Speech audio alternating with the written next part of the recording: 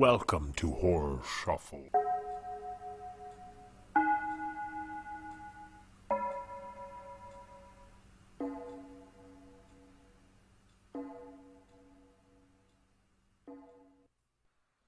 When the leaves of summer turn to red and gold, and the football games bring a hint of the cold, time to get away.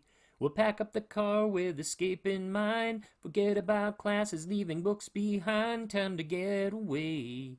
Empty cottage sitting on the shore, tourists all left about a month before, and we're gonna have a good time. We're gonna have a good time. We're going on a mutilator. That's right, going on a mutilator. Hi, my name is Ryan.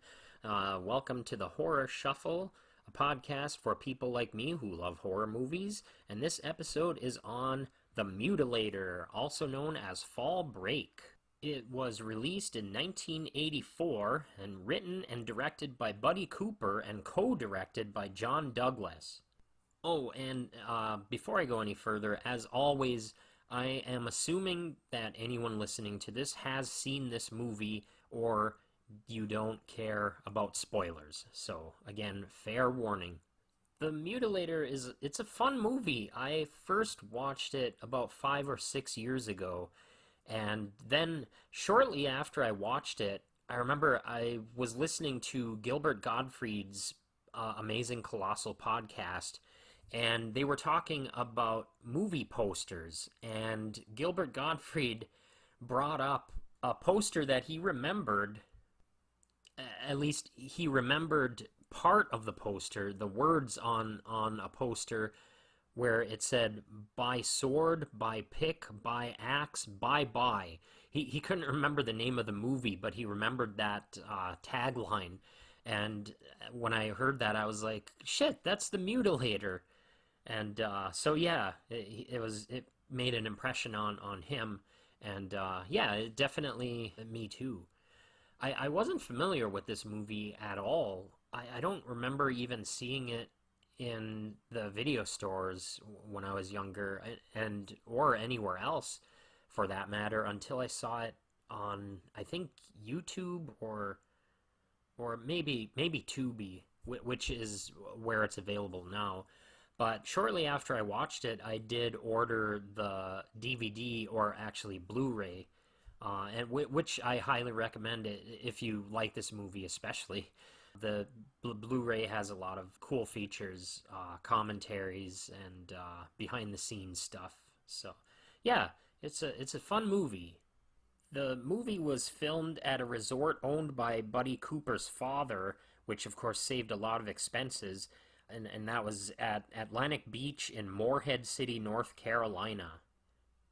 Buddy Cooper cast a lot of his family members in the movie, which we'll go over. And, well, yeah, actually, let's just jump right into the film. Or should I say Fall Break? Oh, boy.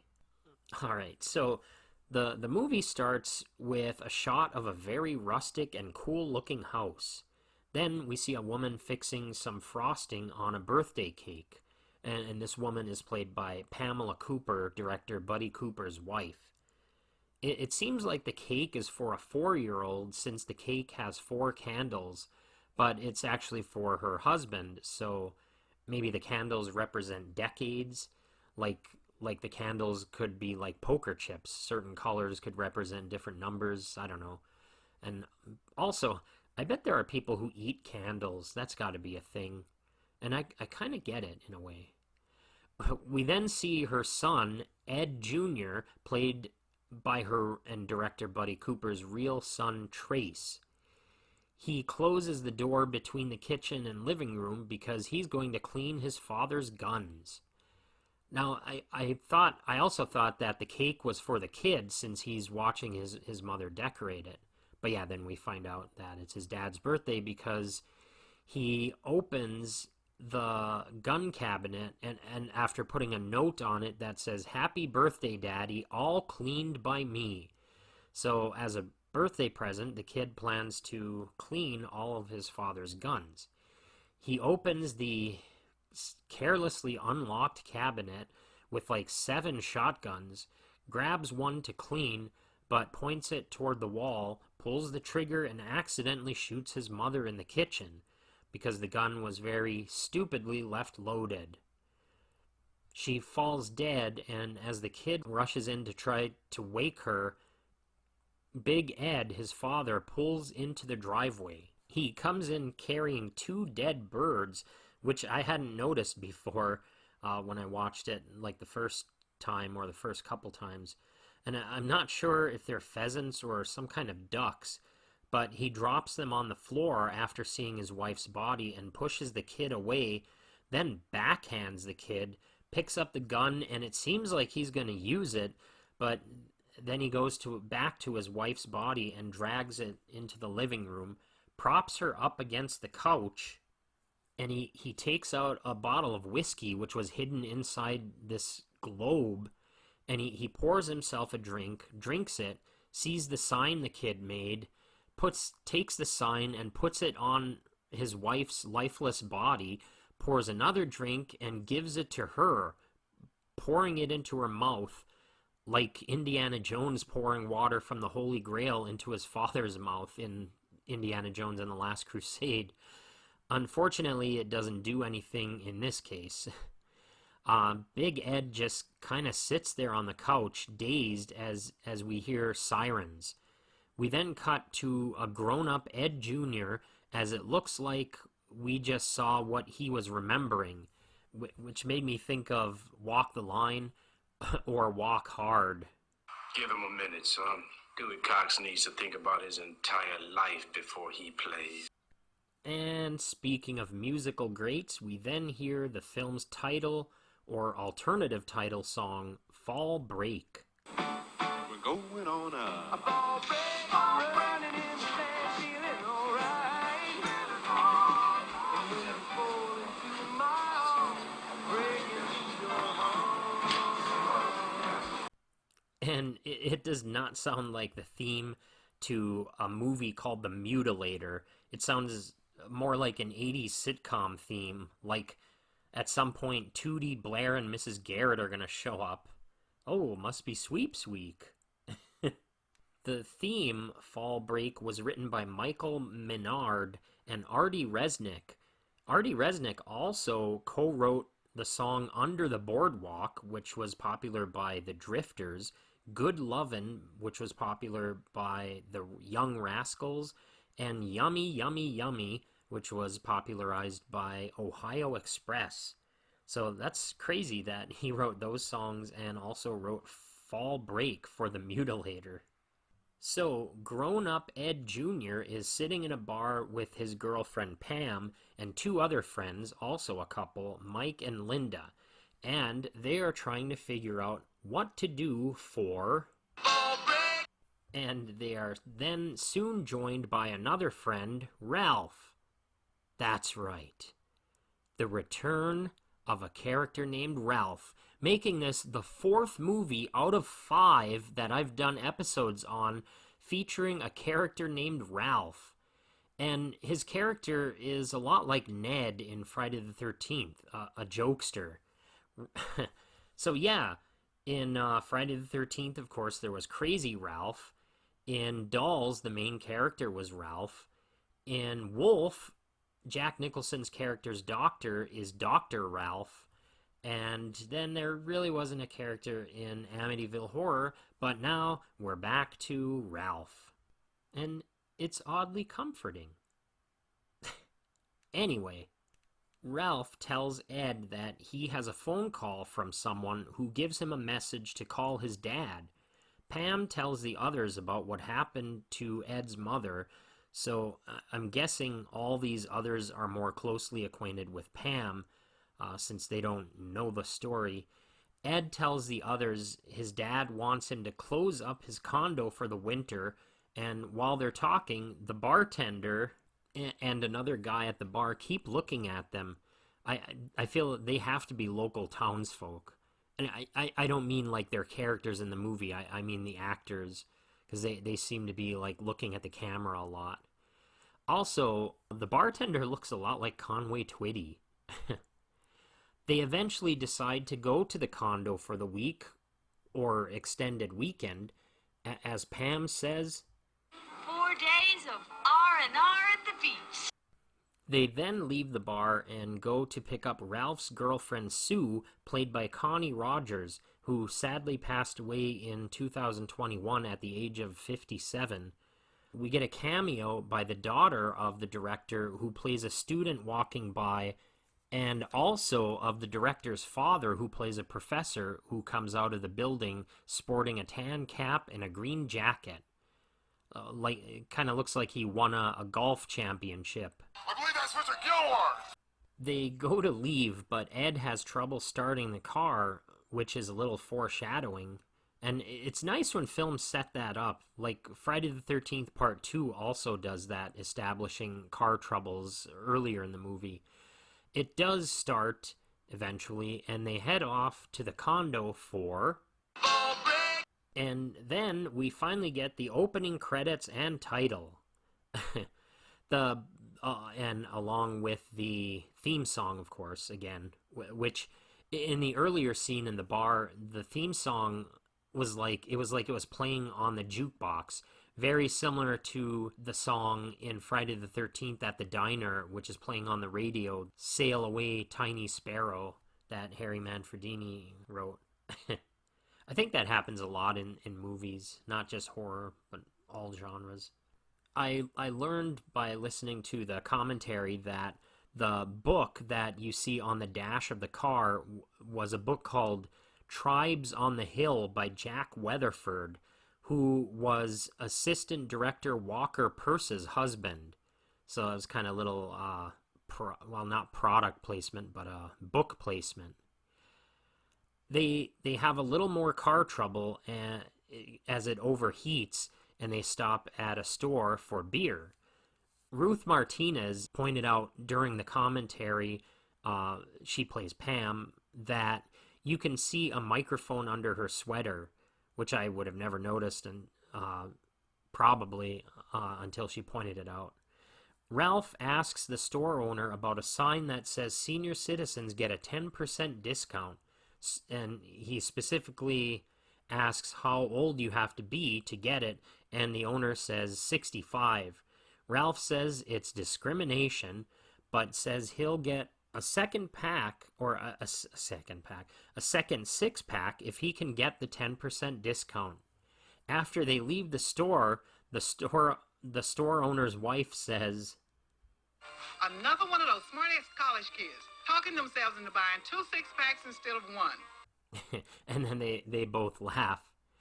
And just before we cut to the next scene, the store owner looks right at the camera, which I think is such a common thing.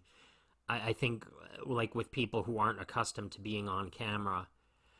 The director's father also looked at the camera, I think, and the bartender and the bar patron did as well, as I mentioned. We then continue their drive to the condo with the theme song playing, and they stop to let Ralph out to pee, and maybe he deserves that senior discount having the bladder of a 65-year-old. Also, they pretend to drive off as if he's coming back, or as he's coming back to the car. Yeah, it reminds me of Halloween 4. Well, it's a little different, but when Dr. Loomis is walking and these college kids stop and they pretend to pick him up, and when he gets closer to them, they drive away and leave him in the dust, which is just an asshole move. So eventually they arrive at the condo and find the door to the place has been left open. Inside, we see a bunch of bottles of who knows how many kinds of liquor. Ed says his dad probably had help from some of his drinking buddies. Pam suggests that they call the police, but Ed dismisses it, and then they go into the living room where we see different taxidermized fish and deer mounted on the wall. Ralph finds a framed picture of a guy with bloody wounds on his chest, and Ed explains that his dad ran over him with a ski boat accidentally, supposedly. The dead guy in the picture is actually director Buddy Cooper. So, who the fuck would keep a picture like that and frame it That's just crazy. But I don't know. I mean, it gives you a clue as to what kind of person Ed's father is, Ed Sr. I mean, I guess we already kind of know that from the beginning, but, well, I don't know. So then we get a scene with Sue, who nonchalantly places a pair of sunglasses on a deer head, and it just looks so funny. It's like it was meant to have sunglasses on them. I almost would wear a t-shirt with that on it. It's like suddenly the deer becomes a character in the film, which, yeah, I don't know, it just adds something, because it just, I don't know, I've never been a big fan of having deer heads up. Like, I know my dad had one, and, well, I mean, I live in northern Michigan, so this area is full of mounted deer heads and whatnot, and yeah, I don't know, it's just, to me, it's kind of dumb, but to add sunglasses on, it really, I don't know, it gives it character, I guess. Sue then picks up this giant hook, asking what it is, and Ed explains that it's called a gaff, and it's used to hook fish, like big fish. And Buddy Cooper said in the commentary that they use this time of them exploring the condo to set up and point out all the things that will be used later for kills. And there's a swordfish on the wall, and I think that's a missed opportunity because a guy is killed later with a machete, and I think it should have been the swordfish. Then the tagline, by sword, by pick, by axe, by, it could have been by swordfish. Then Ed does this thing with the jaws of a shark, and he makes a noise that is supposed to be the Jaws theme, but it's definitely not accurate. Bum bum bum bum bum bum bum bum bum bum. It's like an uncle or even a father in 1976 trying to be cool, but not quite getting it.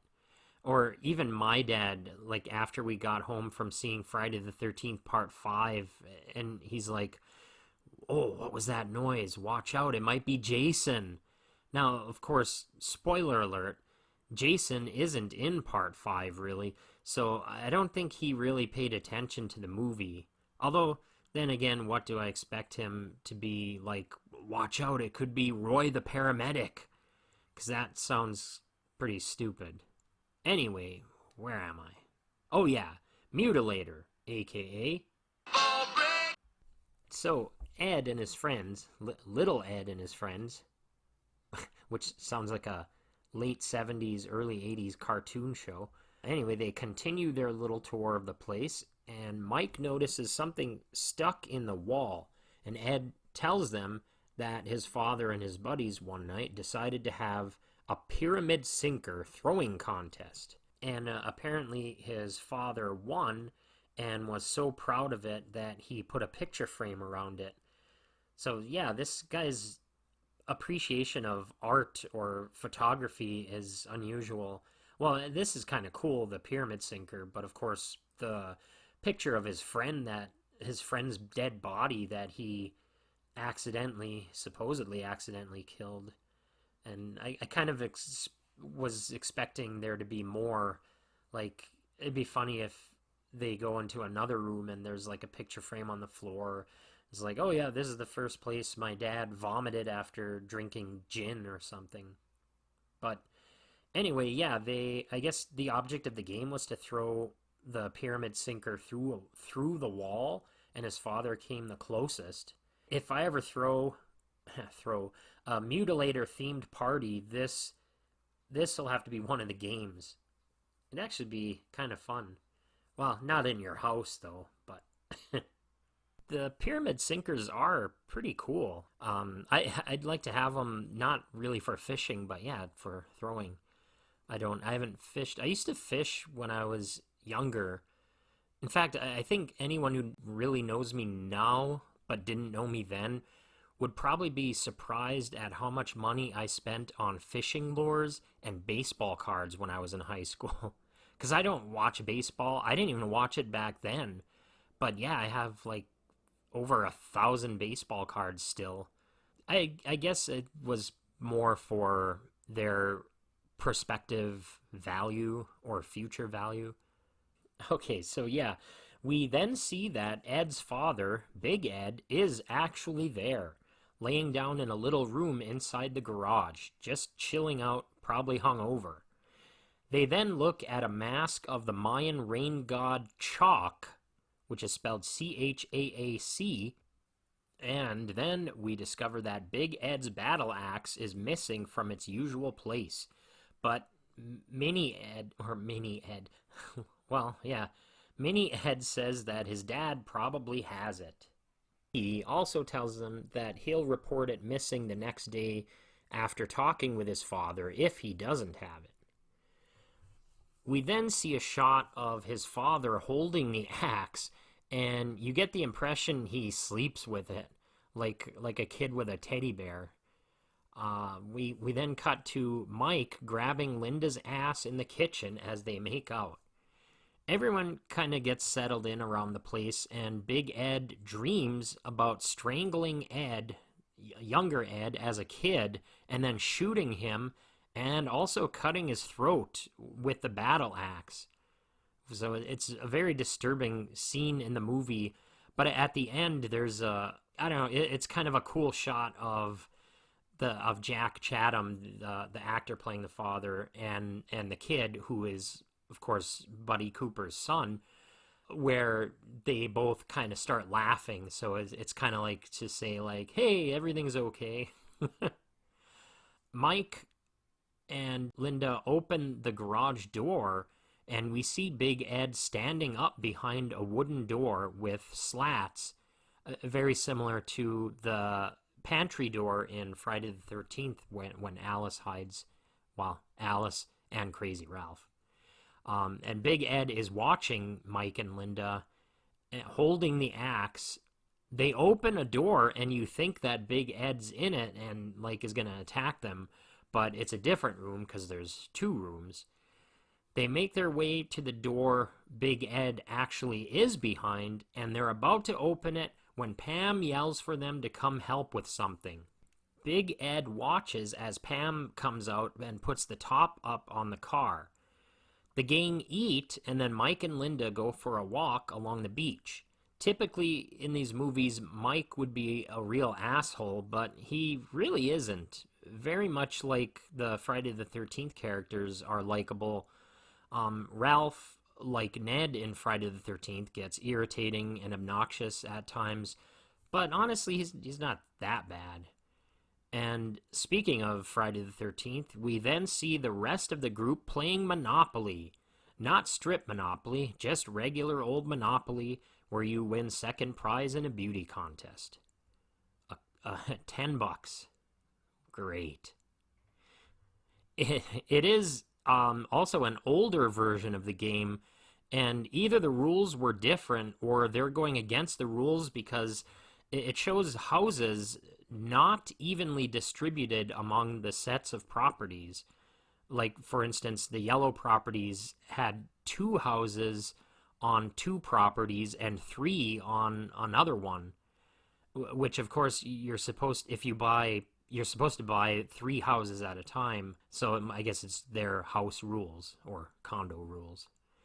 Hey, fall break the rules. Oh boy.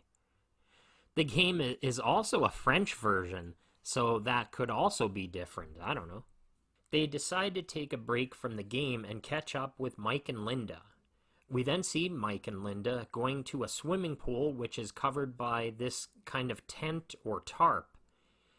They notice the water looks weird, and Mike says it looks like it's been loaded with chlorine, and it probably prevents herpes.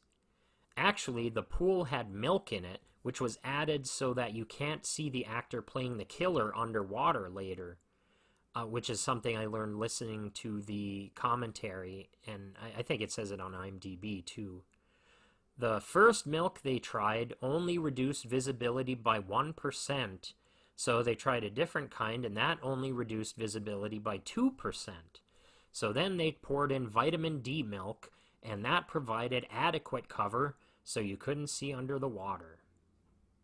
Yeah, funny, right? Oh, incidentally, vitamin D has been shown in some studies to inhibit herpes simplex virus 1, supposedly. One shouldn't take medical advice from a horror movie podcast, however, especially when it's part of a dumb joke. Mike and Linda doff their clothing and jump in the milky pool. We see the others walking down the beach and being watched by Big Ed. Before going back to Mike and Linda, the music that plays as they're undressing and when they're in the pool sounds like it could have been part of the Cheers theme.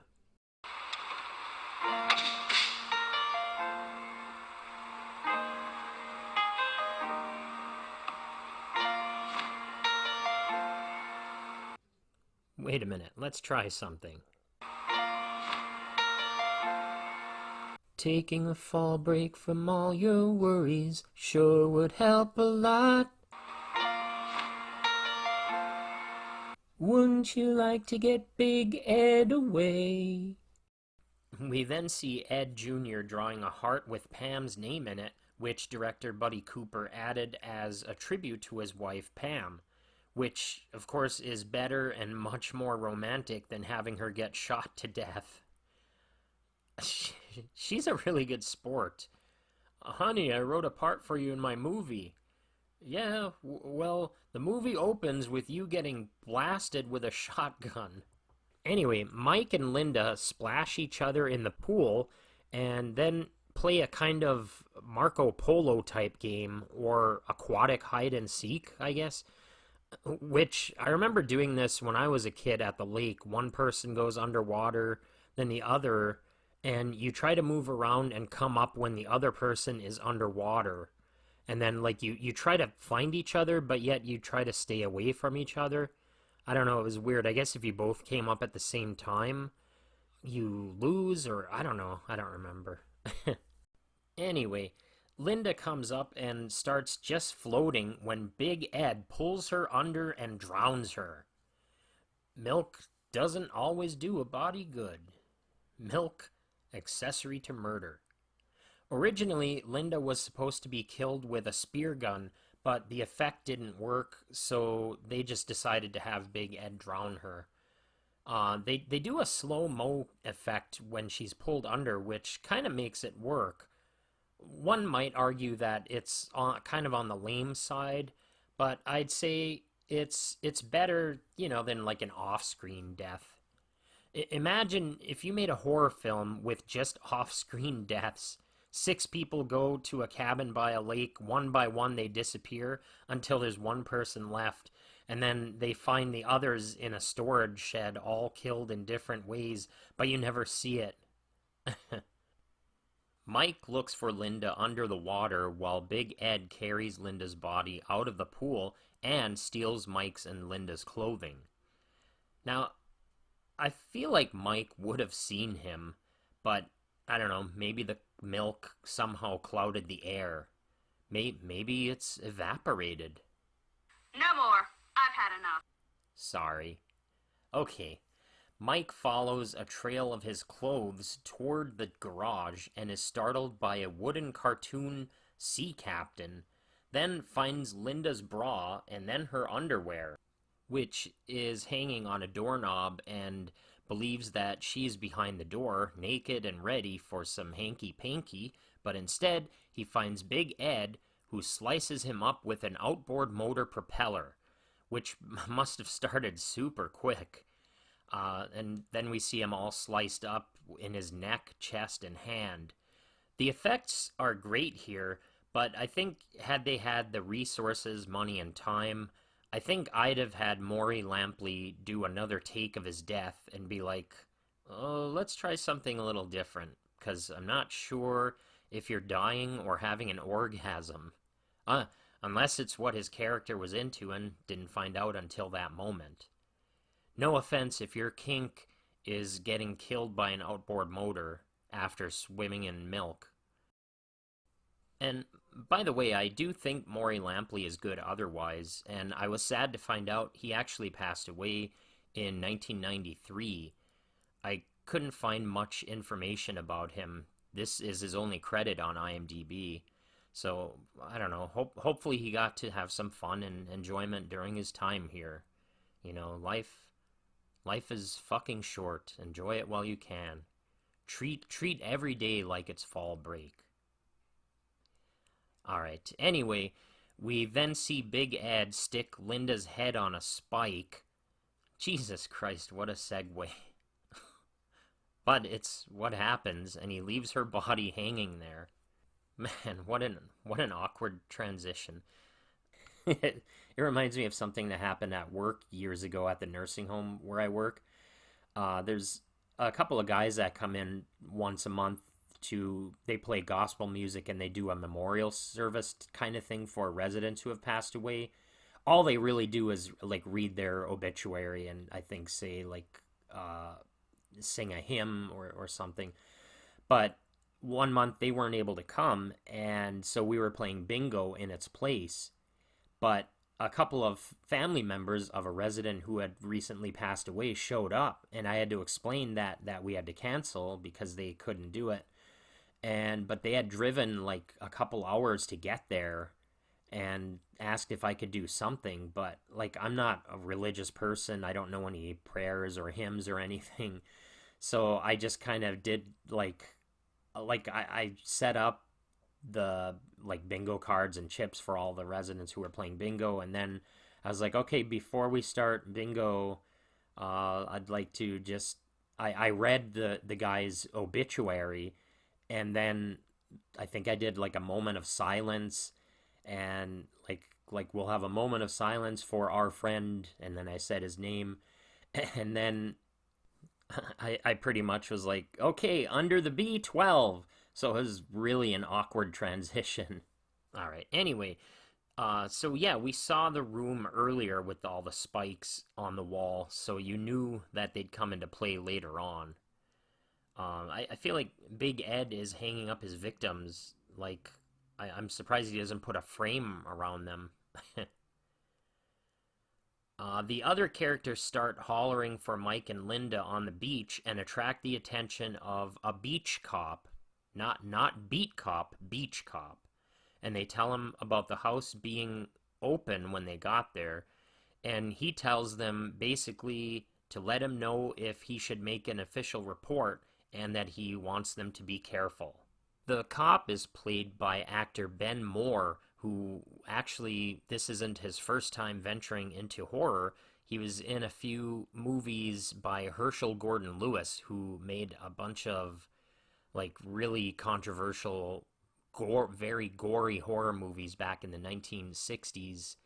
And one of which is a movie called 2000 Maniacs, which he was in. It was released in 1964.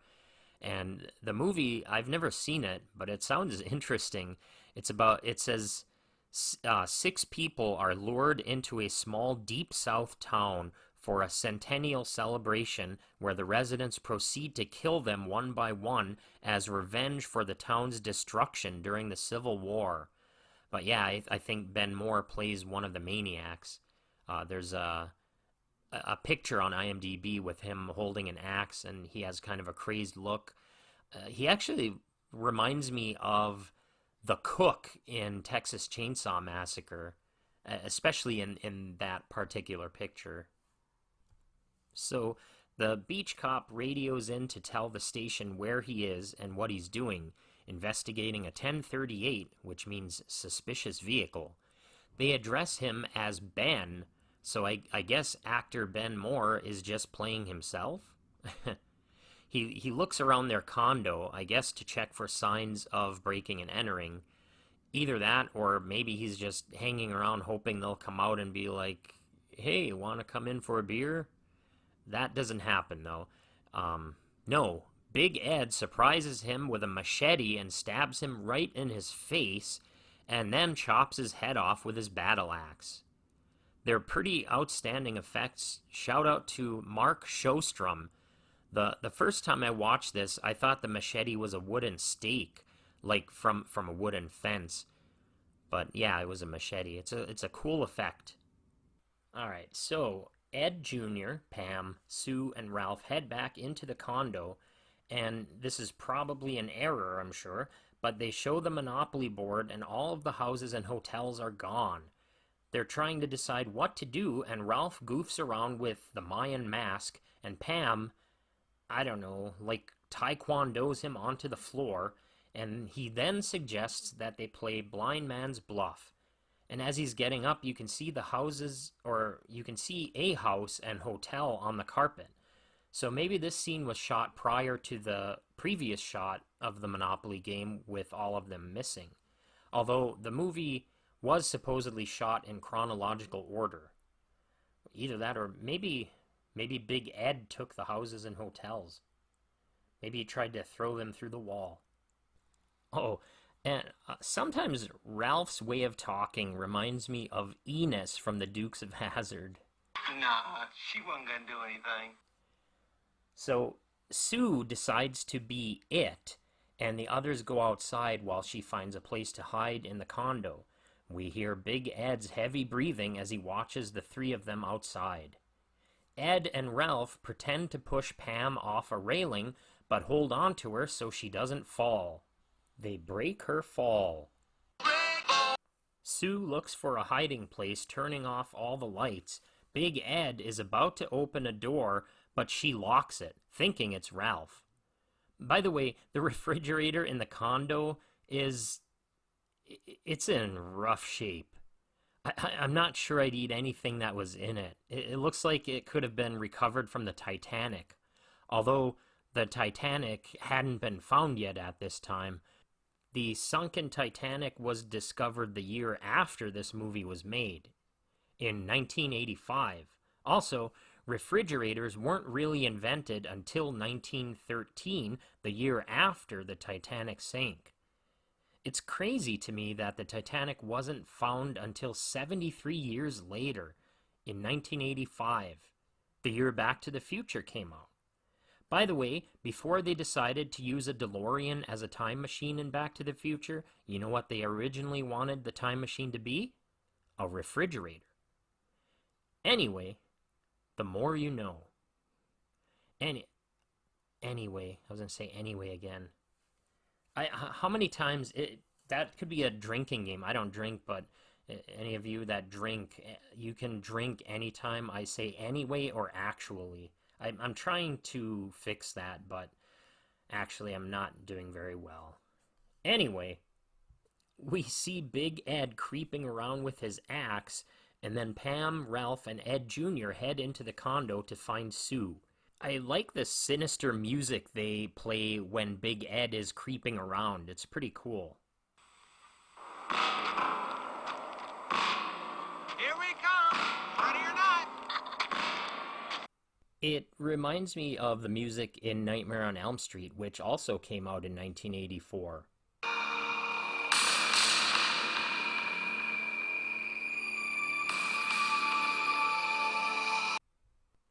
Anyway, they go inside to try to find Sue, and it's supposed to be dark enough that they can't see, but like a lot of movies and shows, they have to let us, the viewers, see what's going on.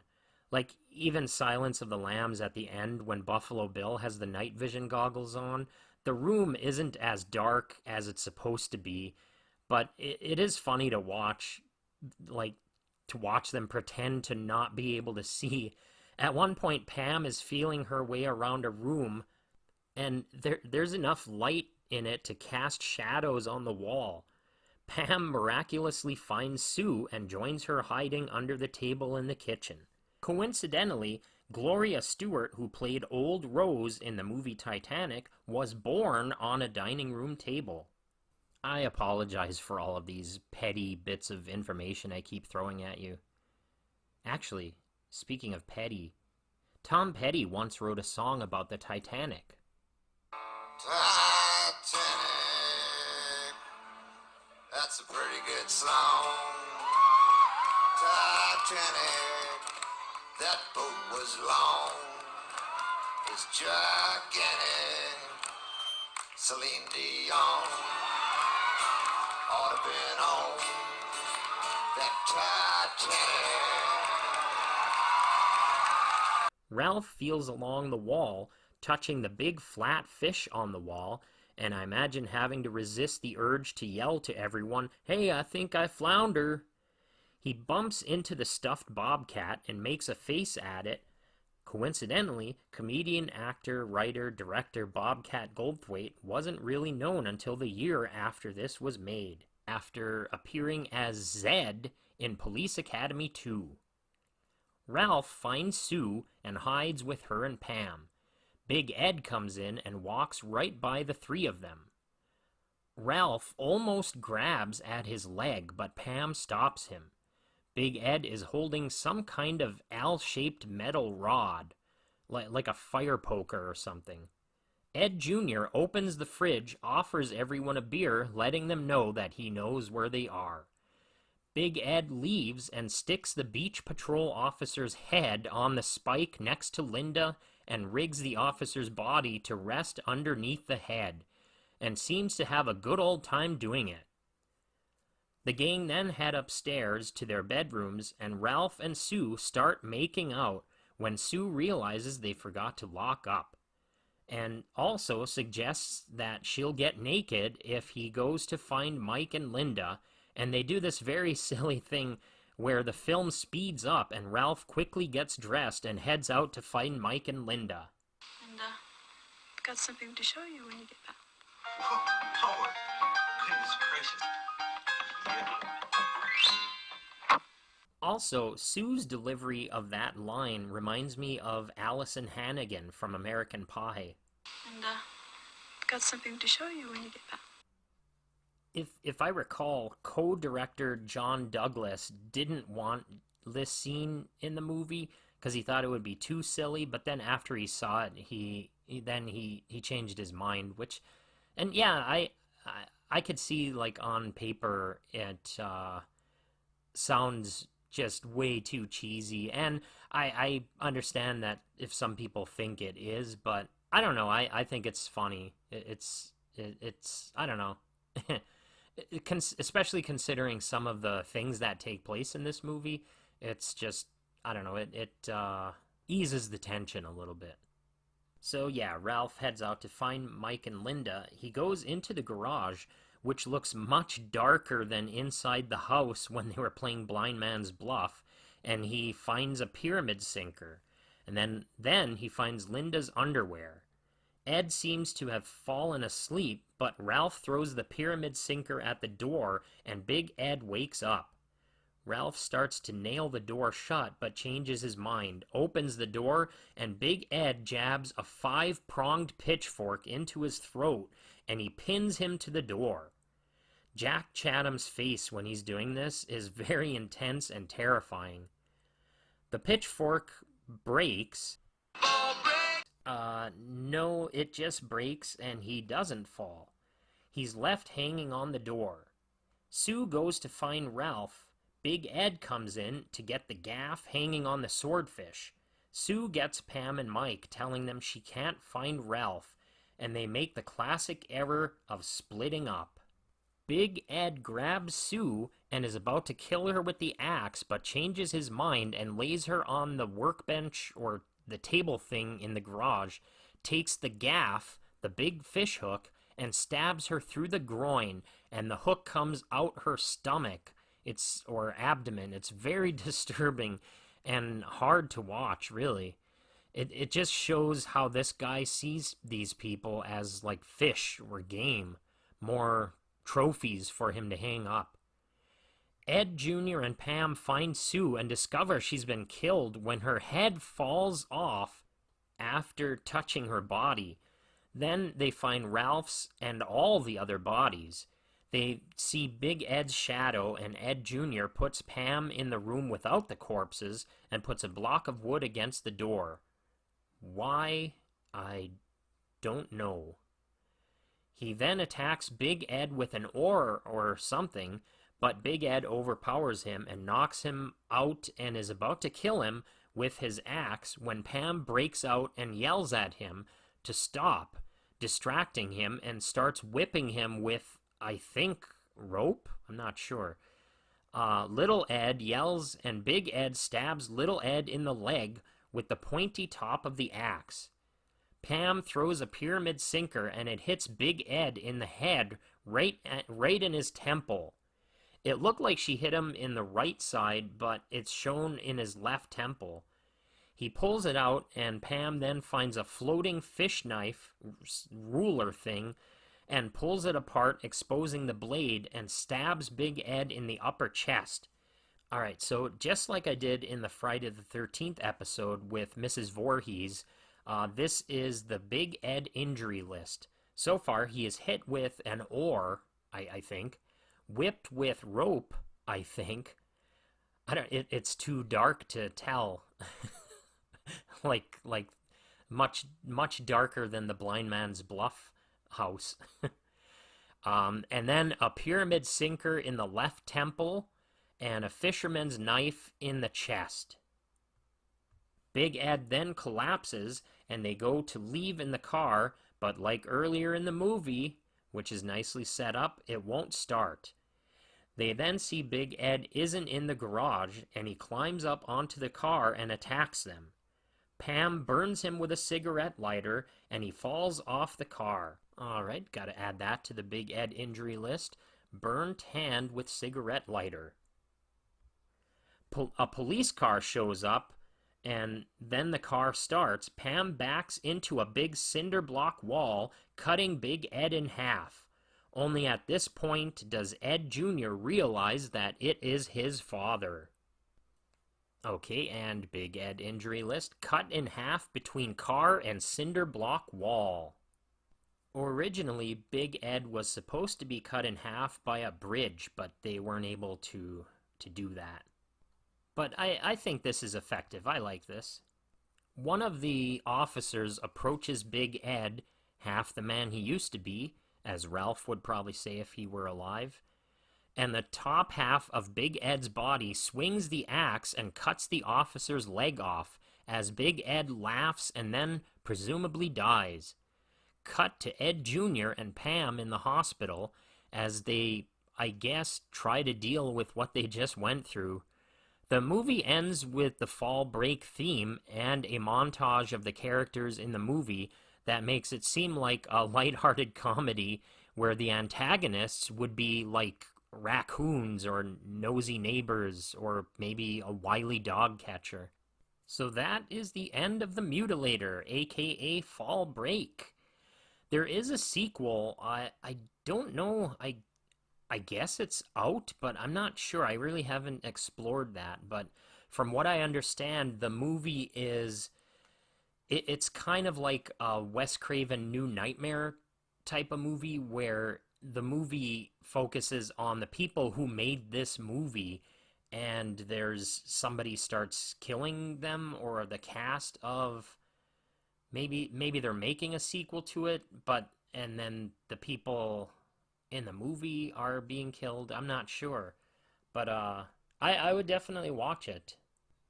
I did learn on another podcast with an interview with Buddy Cooper that Fred Tillery, the guy who played the store owner in this film, was in real life worked at a post office, and he recently passed away, but his son is going to play a bartender in Mutilator 2. Okay, so I just have a few things that I want to go over in my notes that I don't think I covered yet.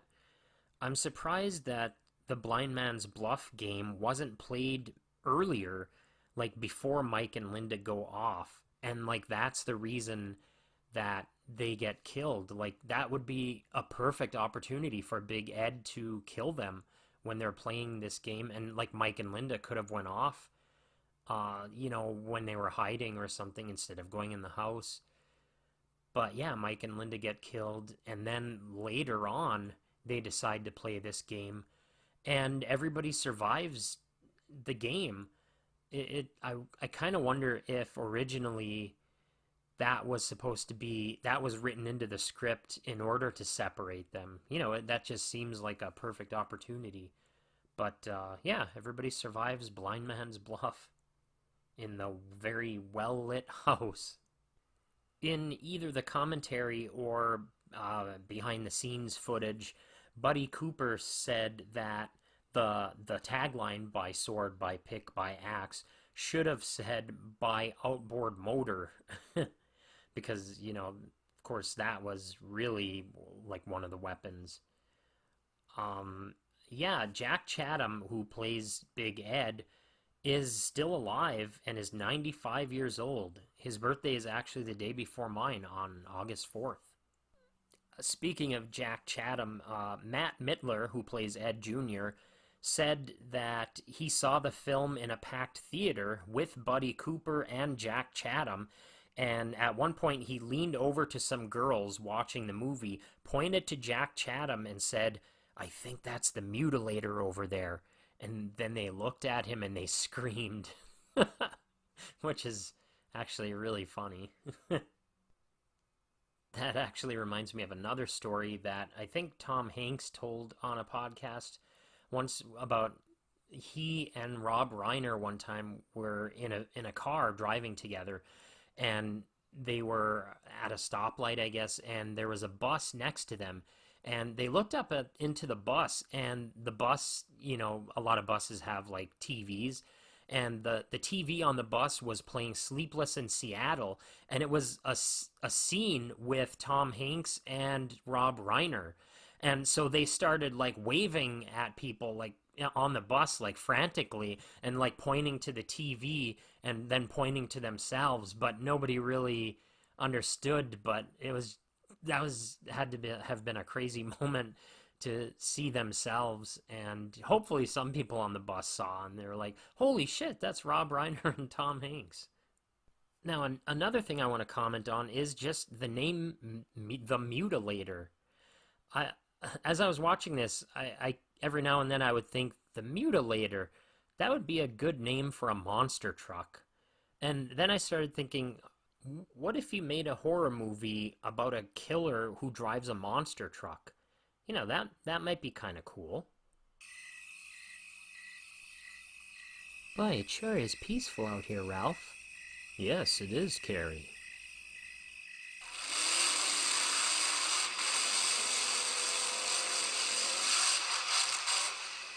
Wait, did you hear something? Probably just the wind.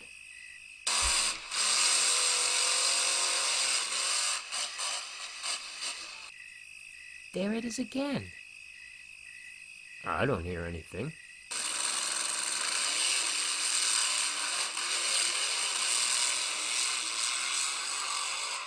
Oh, Ralph, I'm scared. Oh, come on. There's nothing out there. It's probably just an owl or something.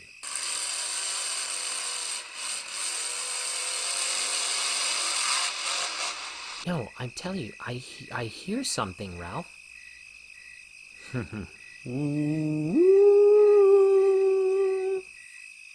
Well, maybe that wouldn't work. If you listen to my previous episodes, especially the Friday the 13th episode, you know that I like to play around with anagrams. Like in Friday the 13th, an anagram of Camp Crystal Lake would be See Pamela Stalk Cry, or See Pamela Cry Stalk, using, instead of SEE, just the letter C, kind of like see you later. And also an anagram of Pamela Voorhees would be, oh, a sleepover maw. So for the Mutilator, I took the two titles, Mutilator and Fall Break. If you mix them together, you can spell out Boat Father Kill Alert, which is actually pretty cool, because, of course, he kills someone with a boat and then frames the picture. Or puts the picture in a frame. I don't mean he tries to frame a picture for murder. That'd be stupid. Okay, here's another one. I took deer head and the word sunglasses and put them together, and if you mix up those words, or the letters in those words, you can get Genre Dad Slashes Sue, meaning like a horror genre dad. And of course, Sue is her name, who puts the glasses on the deer head.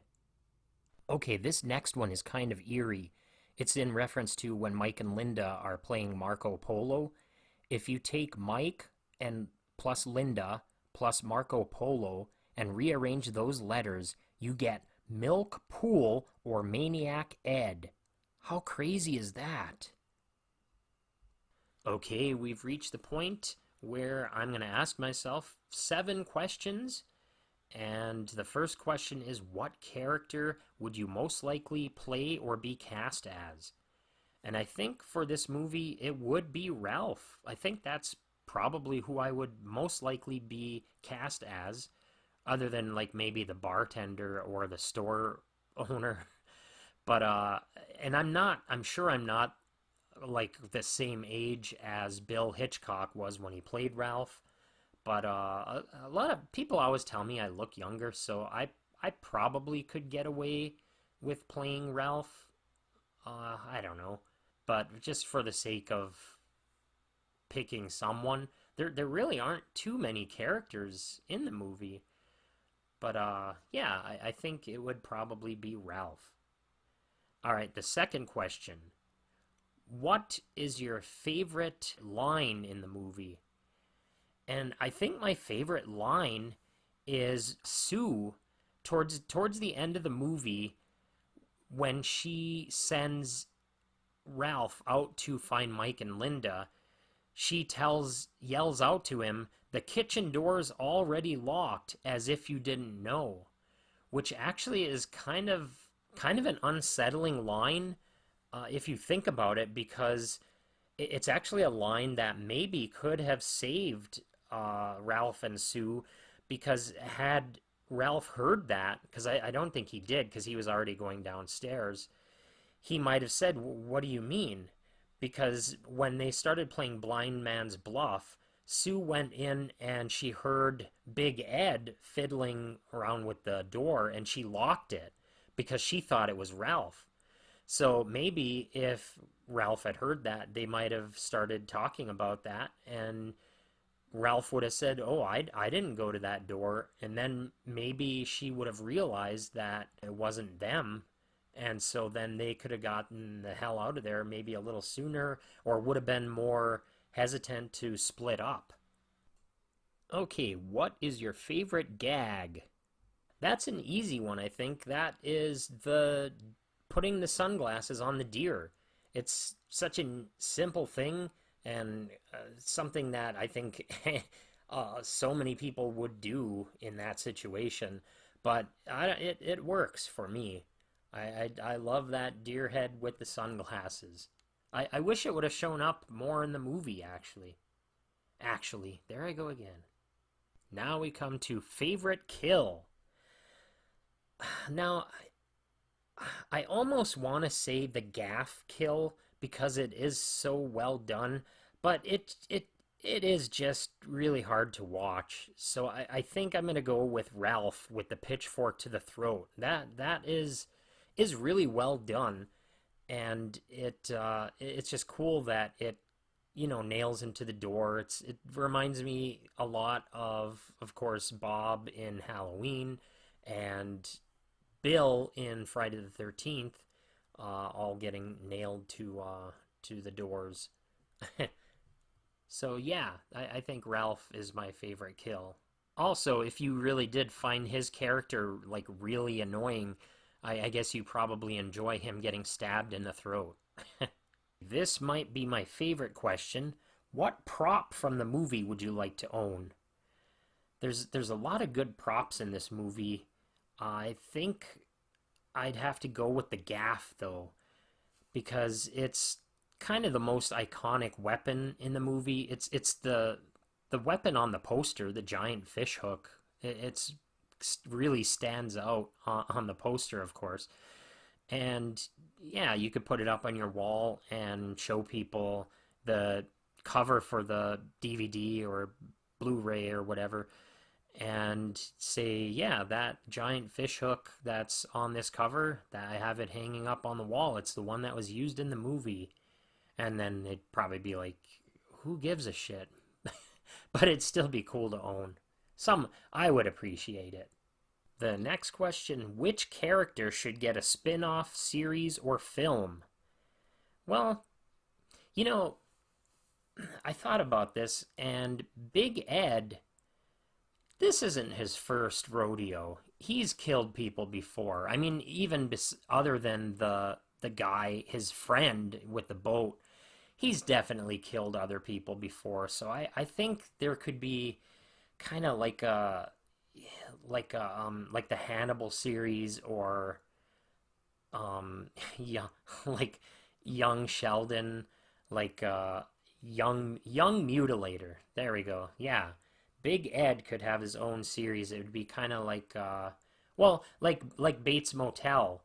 Young Norman Bates. We could see the young Mutilator. That's what I want to see. Okay, and the last question, who would be cast in a remake? Like if this was made today. And I always try to pick like one between 1 and 3 characters. So for this one, I think I'll recast the Ed Jr. and Big Ed. And I was thinking for Ed Jr., uh, Charlie Heaton is about the same age that Matt Mittler was when he played Ed Jr. And Charlie Heaton, of course, played Jonathan Byers, or plays Jonathan Byers on Stranger Things. I think he would be good as Ed Jr. And for Big Ed, a guy who is about the same age that Jack Chatham was when he played Big Ed, comedian Doug Stanhope. I think that would be interesting. You know, a lot of comics are cast as, like killers or in dramatic roles. Of course, Robin Williams was great. So I think it'd be interesting to cast Doug Stanhope as a killer. So yeah, those are my choices for Mutilator reboot.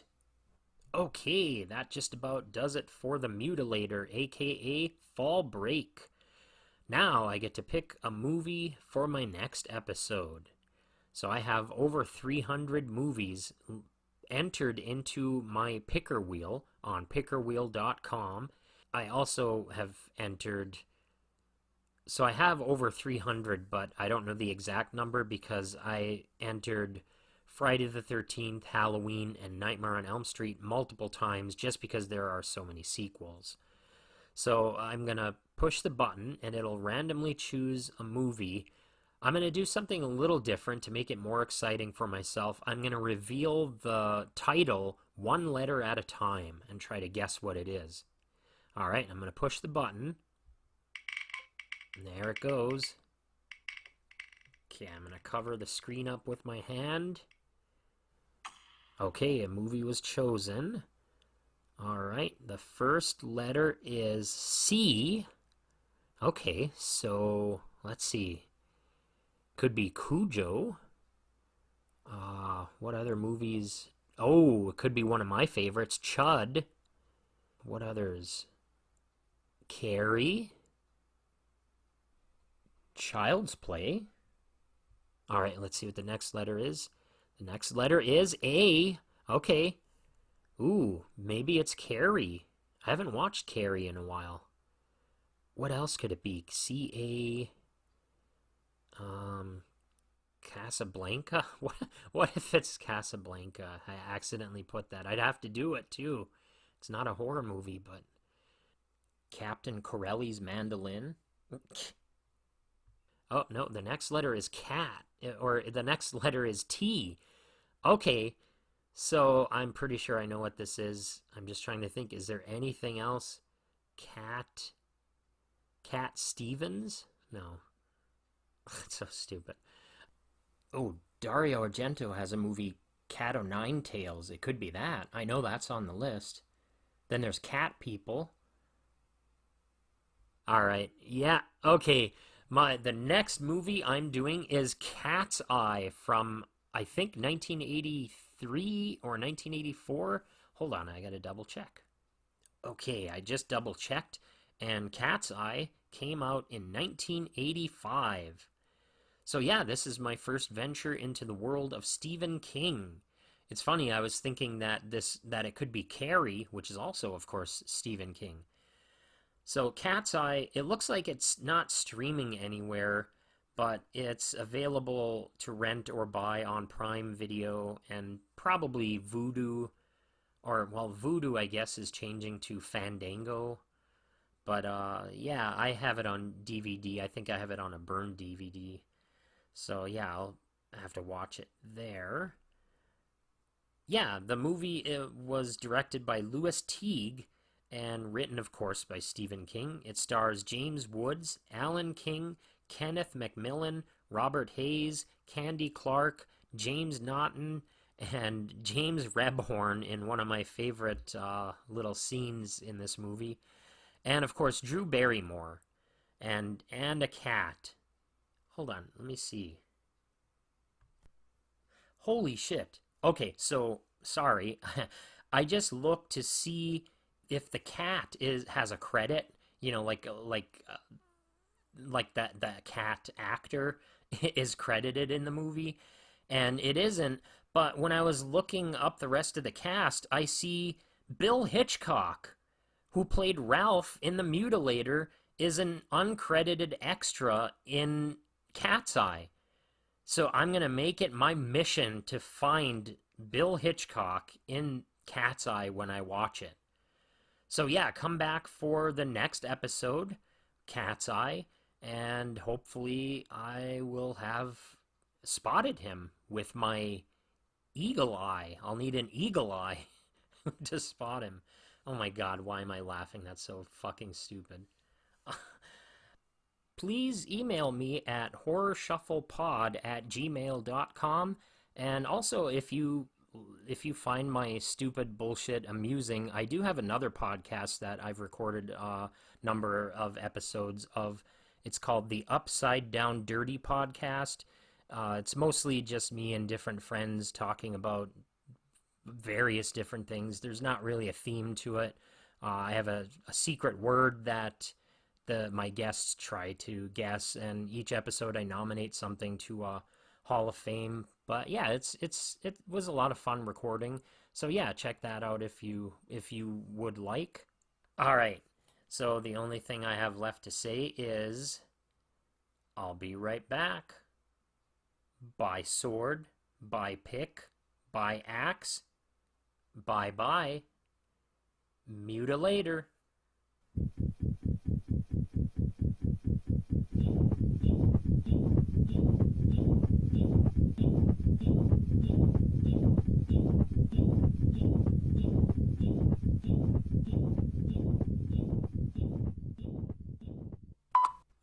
They threw pyramid sinkers at the wall, I guess. Well, I guess, yeah. Good guess, Ryan. That's what it fucking says in the movie. And he believes that behind the door is her. Big head. Big head. And you could show people the DVD or Blu-ray or whatever the future thing is. Well, I know there's not HD. What the fuck is that? HX. Oh my god, I'm an old man now.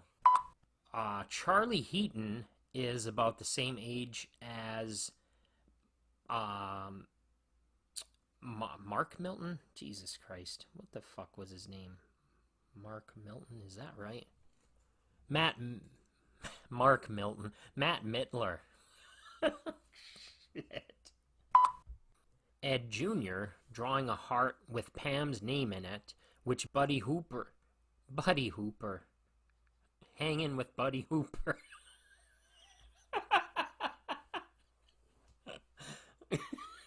Mark Curry in an uncredited role.